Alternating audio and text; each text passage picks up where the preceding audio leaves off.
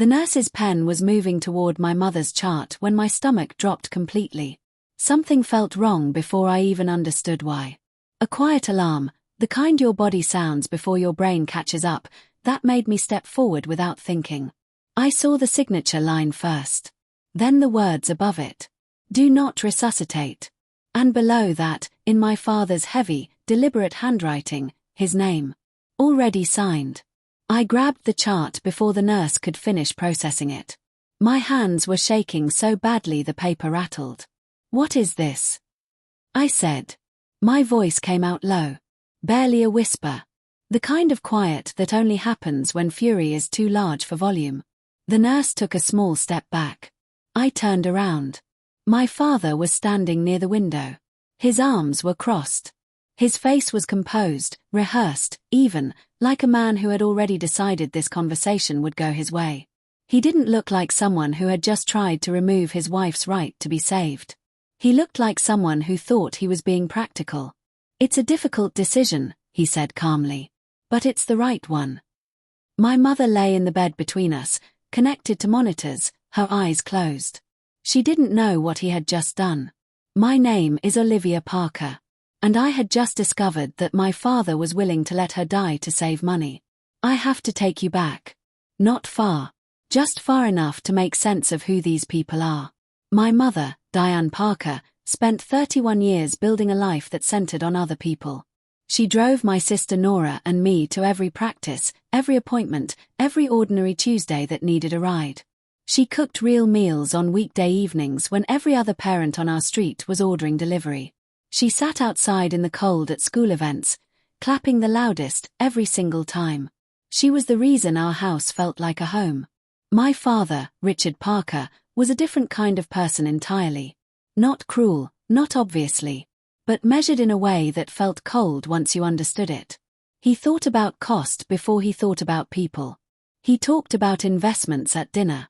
He referred to my sister's college ambitions as an expensive hobby. I had grown up loving him the way you love someone you've never fully understood.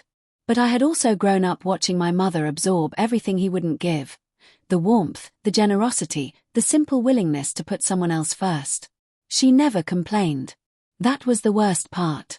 She just kept giving, kept smoothing things over, kept finding reasons to believe the best of him. And now she was lying in a hospital bed. And he had already done his calculations.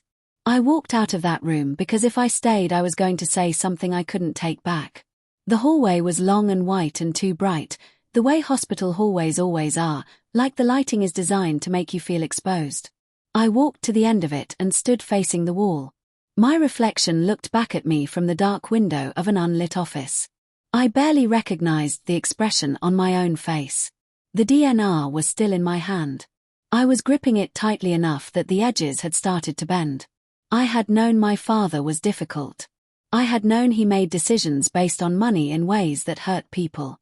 I had seen the quiet damage his priorities caused over years of small choices and cold logic. But this was different. This was not a man being tight with a credit card or dismissive about a holiday. This was a man who had sat down, thought it through, and put his name on a document that said his wife's life was not worth the cost of fighting for. I counted how much time had passed since I'd entered the hospital. 40 minutes. He had been here 40 minutes before deciding to sign away her chance at survival. 40 minutes. My hands stopped shaking. That was the moment the shock burned off and something colder, steadier, and far more dangerous took its place. I wasn't going to fall apart. I was going to pay attention. I went home that night and opened my laptop. Not to cry. Not to call someone and collapse into the conversation. I sat at the kitchen table with the overhead light on and I started pulling up everything I could access. Our family's joint accounts, the ones my mother had trusted me with the passwords to after a health scare 2 years ago. Bank statements going back 18 months. Credit card records. The household expense file she kept in a shared folder, organized neatly the way she organized everything. At first it looked ordinary. Mortgage. Utilities. Grocery spending. Medical bills, those had gone up sharply since her diagnosis in the fall. Specialist visits. Prescriptions. 3 separate tests in November that had cost more than I'd realized. I kept going. And then I found it. A transfer. Made 8 weeks ago. Large enough that it would have covered 4 months of her treatment costs. Not to a bill. Not to a medical account. To an external account I had never seen before. I searched the reference number. Nothing came up immediately. I wrote it down on a notepad and kept looking. By 2 in the morning I had found 3 more transfers over the past year. Each one going to the same destination. Each one representing money that could have been used to protect her. He hadn't just signed that DNR in a moment of weakness. He had been preparing for this. The next morning I called 2 people. The first was Aunt Patricia, my mother's older sister, who had always kept a clear head in a crisis and who had never trusted my father as completely as the rest of us pretended to. The second was Raymond Cole. He had been my mother's personal lawyer since before she married my father. He handled her small inheritance from her own parents, her will, a few documents I had always assumed were routine. I didn't tell either of them everything. With Aunt Patricia, I said only that things at the hospital were more complicated than we'd let on, and that I needed her to be reachable. She didn't push. She just said, "I'll keep my phone on." With Raymond, I was more direct. I need to know if a DNR signed by a spouse can be contested if the patient never gave informed consent. A pause. "Are we talking about a hypothetical?" he asked. "No," I said. Another pause. Longer. "Come in today," he said. "This afternoon if you can." I could. I sat in my car before driving to his office and gave myself exactly 3 minutes to feel the full weight of what was happening. My father had chosen money over my mother's life. My mother didn't know. And I was the only person currently standing between what he had done and the consequences he deserved. 3 minutes. Then I started the car. Raymond's office was calm and book-lined and smelled like old paper, the way serious offices often do. He listened to everything without writing anything down, which I had learned meant he was absorbing rather than reacting.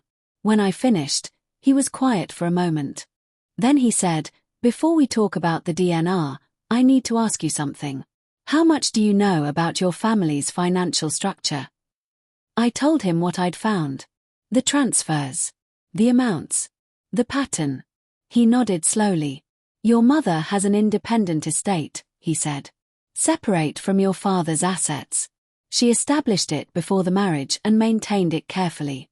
If your father has been making transfers out of shared accounts, we need to determine whether any of those funds originated from her side." I hadn't thought about that. "If they did," he continued, "we may be looking at more than just a medical ethics issue." He opened a drawer and pulled out a thin file. "I've been holding these documents for 3 years," he said. "Your mother asked me to. She said she hoped she'd never need them." He placed the file on the desk between us. "It looks like she was right to prepare." I opened it slowly. Inside was a detailed record of her independent assets, property, accounts, holdings, all carefully separated and documented. And a letter she had written to me. 3 years ago. Just in case. I didn't read the letter until I got home. I sat on the edge of my bed with the envelope in both hands for a long time before opening it. Her handwriting was neat, as always. The date at the top was 3 years and 2 months ago. A Tuesday in autumn, when everything in our family had seemed completely ordinary. "Olivia," she wrote. "If you're reading this, something has gone wrong that I hoped to prevent." She explained it simply and without drama. She had become quietly concerned, over years of small observations, that my father's relationship with money was becoming something more serious than frugality. She had begun to notice transfers she hadn't authorized. Decisions made without her input. A gradual, careful shifting of resources she couldn't fully trace. She hadn't confronted him. She had prepared instead. "I kept things separate," she wrote, "because I loved your father but I also knew him.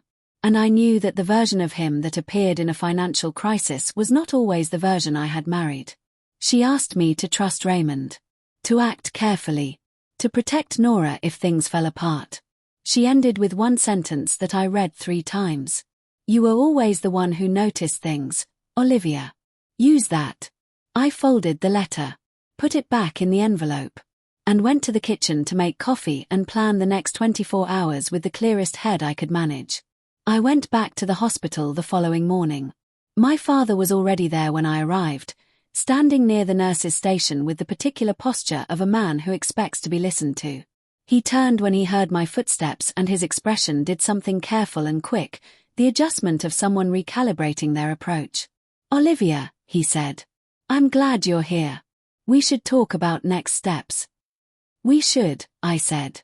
I sat down next to my mother's bed. She was awake. Tired, but present. She reached for my hand and I gave it to her without looking away from him. "The DNR," I said quietly. "It's been removed from her chart." His jaw tightened. "I authorized that." "You don't have sole authorization," I said. "I spoke with the patient advocate yesterday. Without Mom's own documented consent, the form is under review." His voice dropped. "This is not your decision." "No," I said. "It's hers." I looked at my mother. She looked back at me with an expression I will never forget for the rest of my life, equal parts relief and sorrow. Like someone who had been waiting for a long time for someone else to finally see what she had been carrying alone. My father left the room shortly after.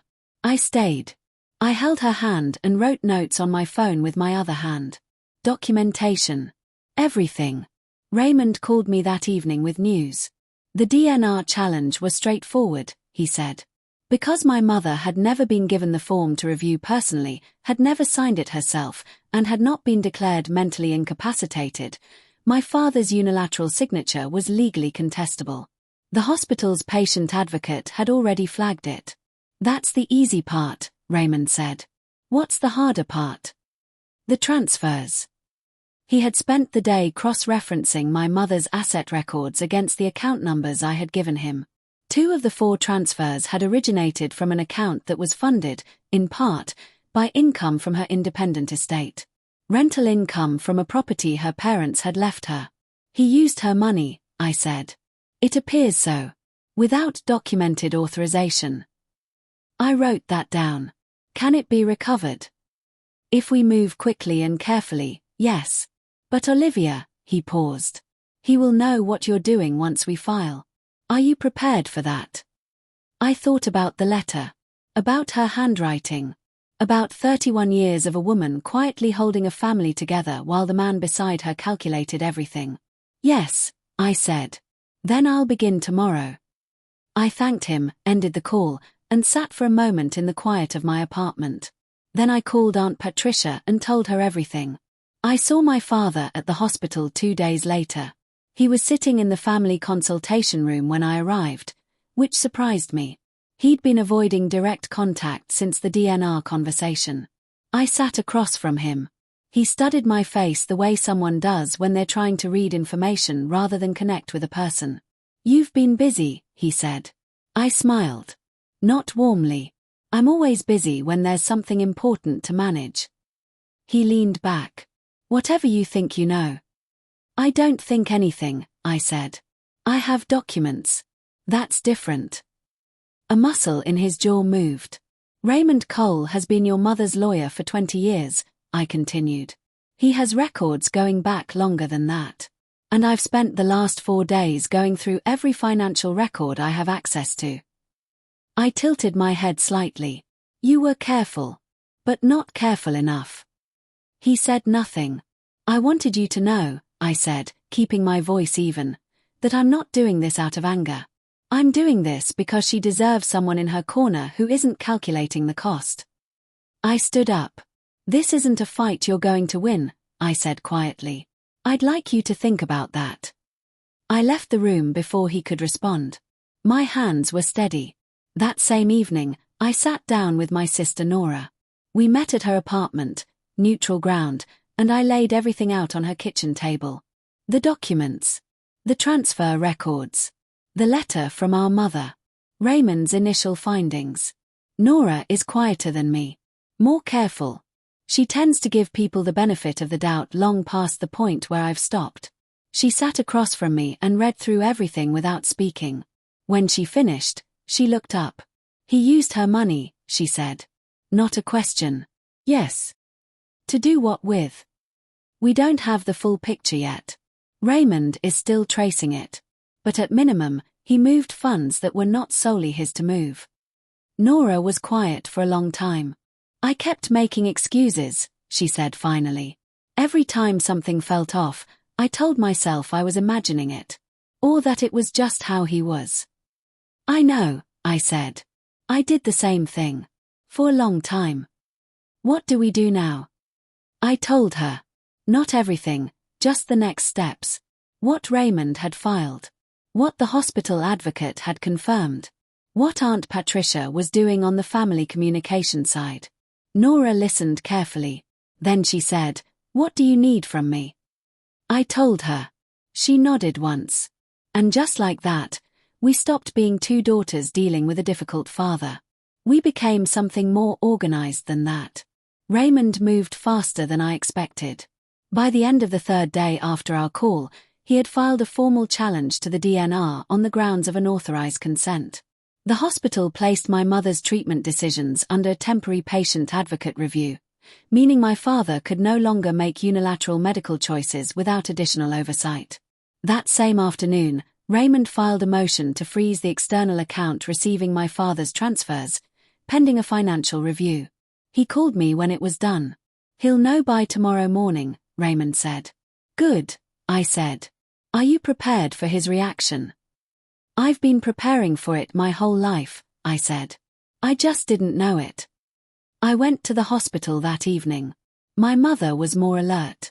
She had been told about the advocate review, carefully, without full details, and she understood that her medical decisions were now protected. She held my hand for a long time without speaking. Eventually she said, "He was different once. I want you to know that. He wasn't always this." "I know, Mom." "I'm not asking you to forgive him," she said. "I'm just asking you to remember that this isn't the only version of him that ever existed." I nodded. I didn't tell her what I was still in the middle of doing. But I held her hand until the visiting hours ended. My father called me the next morning at 7:15. I was already awake. I had made coffee and was sitting at the kitchen table with my notes open in front of me, running through the timeline, checking for gaps. His name appeared on my screen and I let it ring twice before answering. "You froze my account." His voice was tight. Controlled, but barely. "Raymond filed a financial review motion," I said. "Any freezing is a result of that process." "You had no right." "I had every right." I kept my voice calm. "Those accounts contain funds traced to Mom's independent estate. That's not your money, Dad." A pause. "You don't know what you're doing," he said. "I've had very good help," I said. Another pause. Longer. "This is going to destroy this family." I looked out the window at the early morning light. "The family was already damaged," I said quietly. "I'm just the first person to say so out loud." I ended the call. Then I went back to my notes and kept working. I had learned something valuable over the past week. Anger is loud, but it burns out fast. What outlasts anger, what actually gets things done, is quiet, patient, documented determination. My father was loud. I was documented. Aunt Patricia had been working her side of things in parallel.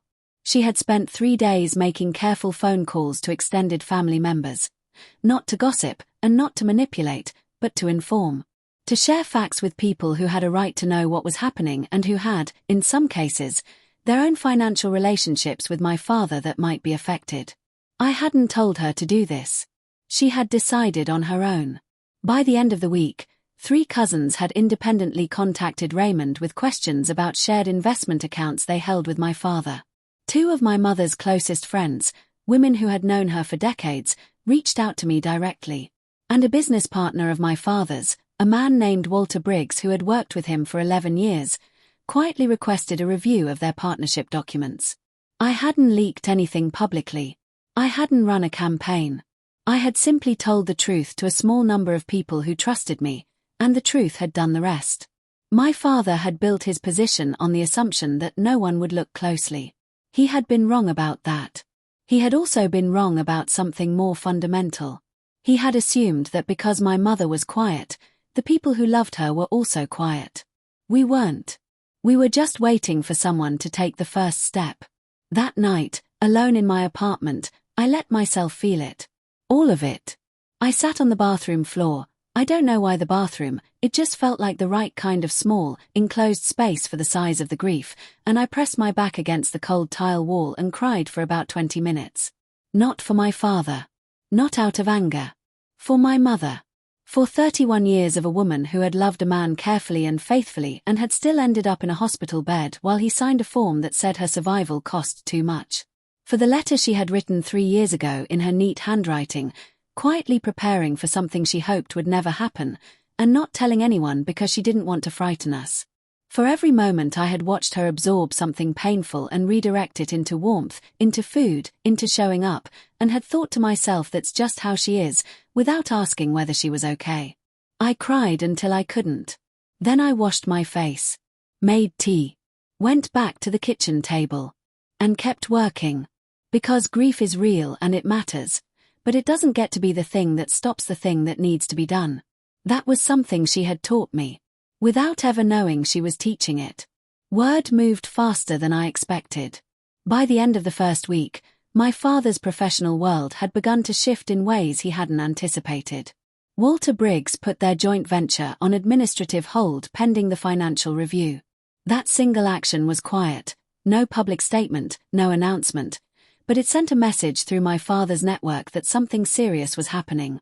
2 investors he had been courting for a commercial property deal withdrew their interest. A community board he had sat on for 6 years received an anonymous financial disclosure document. Not from me, not from Raymond, and not from Aunt Patricia. None of us knew where it came from.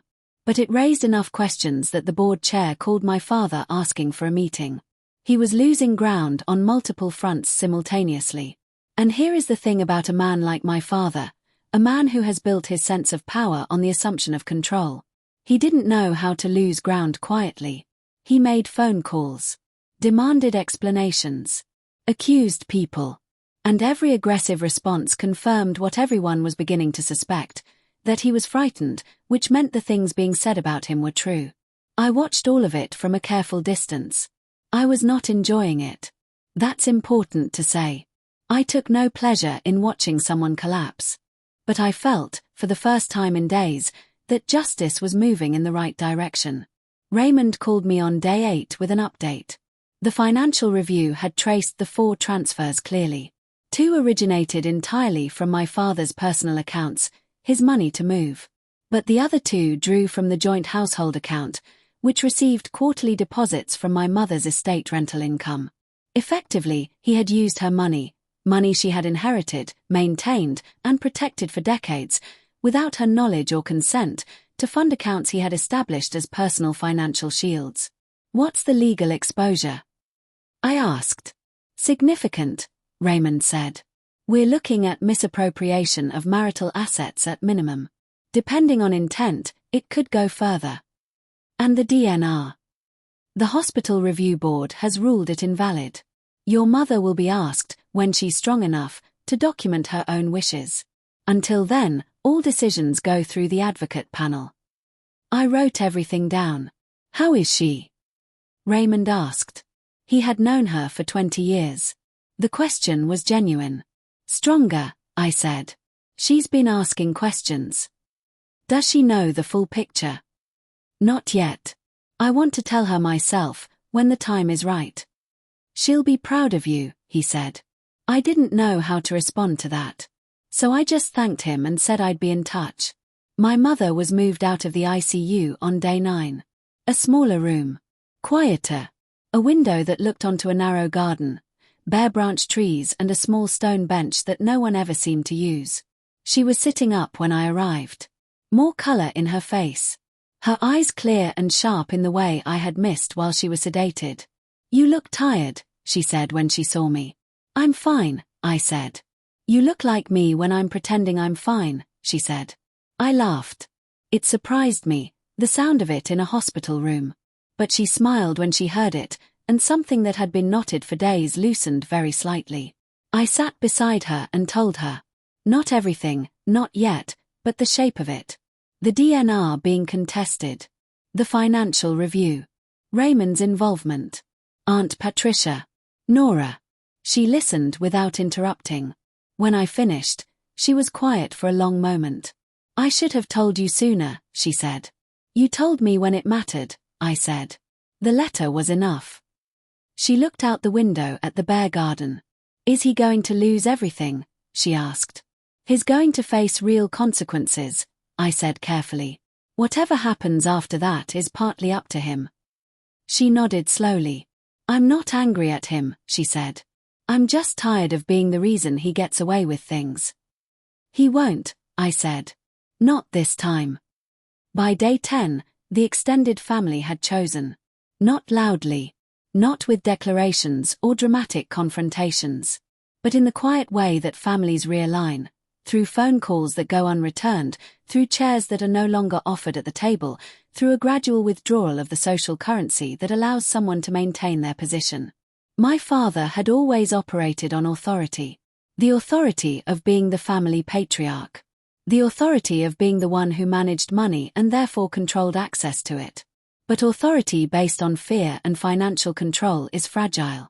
The moment people see through it, it dissolves fast. Nora had spoken privately to 3 cousins.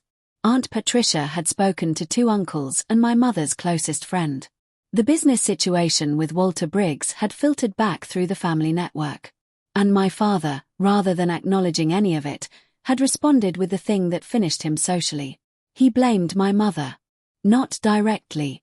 But in a conversation with my uncle that was passed back to me within 24 hours, he had suggested that her health situation was complicated by choices she had made, and that he had been trying to protect the family's stability. That single statement, that framing of her illness as a financial inconvenience she had somehow caused, ended whatever remaining goodwill he had. There was no recovery from that. And he hadn't even seen it happen yet. I went to see him. Not because I needed to. The legal process was moving without my involvement at this point. Raymond was handling the financial side. The hospital was managing the medical side. The family had made its position clear. I went because I thought he deserved one chance to hear it directly from me. We met at the house, the family home I had grown up in, which suddenly looked smaller than I remembered. He opened the door and for a moment he just stood there. He looked older than I had ever noticed. Not smaller. Just older. Come in, he said. We sat in the living room. I told him clearly and without cruelty what was happening. The legal filing. The financial review outcome. The family's position. Walter Briggs. The community board. He listened. You could stop this, he said when I finished. I could have, I said. 3 weeks ago. Not now. I was trying to protect us. You were protecting your money, I said. There's a difference. He looked at his hands. I want you to consider apologizing to her, I said. Not to fix anything legally. Not to manage the situation. Genuinely. Because she spent 31 years loving you carefully, and she deserved better. He didn't respond. I stood up. I hope you choose to be someone she remembers kindly, I said. Then I left. The legal proceedings moved quickly after that. Within 72 hours of Raymond's formal filing, the court issued an order requiring full disclosure of all accounts associated with my father's name, personal, joint, and any accounts he held authority over through trusts or business structures.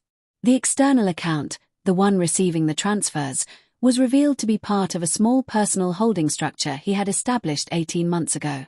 The structure itself wasn't illegal. But the funds flowing into it from my mother's estate income made it a problem. The court placed the holding structure under supervised review. His business partnership with Walter Briggs was formally suspended pending a separate audit. 3 credit lines he had extended against shared assets were flagged and frozen. He didn't fight the court order. I think, by that point, he understood that fighting it would only extend the process and expose more. Raymond called me after the order was confirmed. It's moving into its final stage, he said. What does that mean practically? It means the misappropriated funds will be recovered and returned to your mother's estate. It means the holding structure will be dissolved. And it means the financial misconduct, the pattern of it, the timeline, is now part of an official court record. I thanked him. Sat with that for a moment. Then called Nora. The last few days before the final hearing were strangely quiet. Not peaceful. Quiet in the way that comes after something large has moved through. I went to the hospital every day. My mother was getting stronger in visible increments, sitting up longer, eating more, asking questions that weren't medical. She wanted to know about Nora. About my apartment. About a book she had been meaning to finish before she was admitted. She did not ask about my father. I think she was giving herself permission, for once, to focus on herself.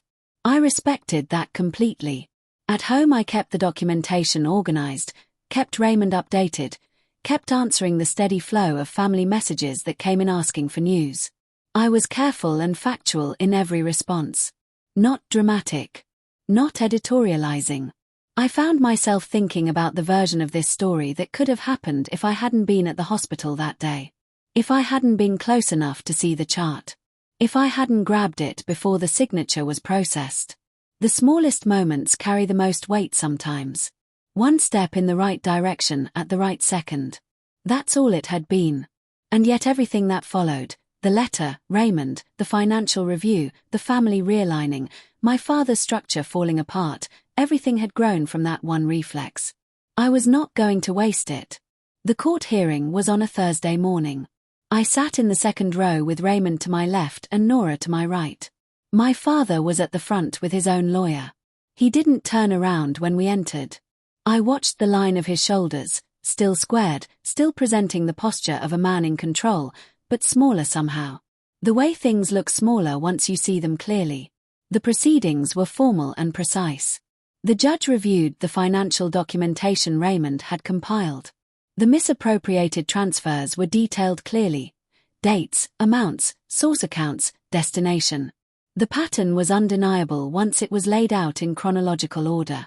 My father's lawyer offered a defense based on marital asset management, that joint decisions had been made, that the funds were intended for shared benefit. Raymond countered with the documents from my mother's independent estate, clearly establishing the separation of certain funds, and the absence of any documented consent for their transfer.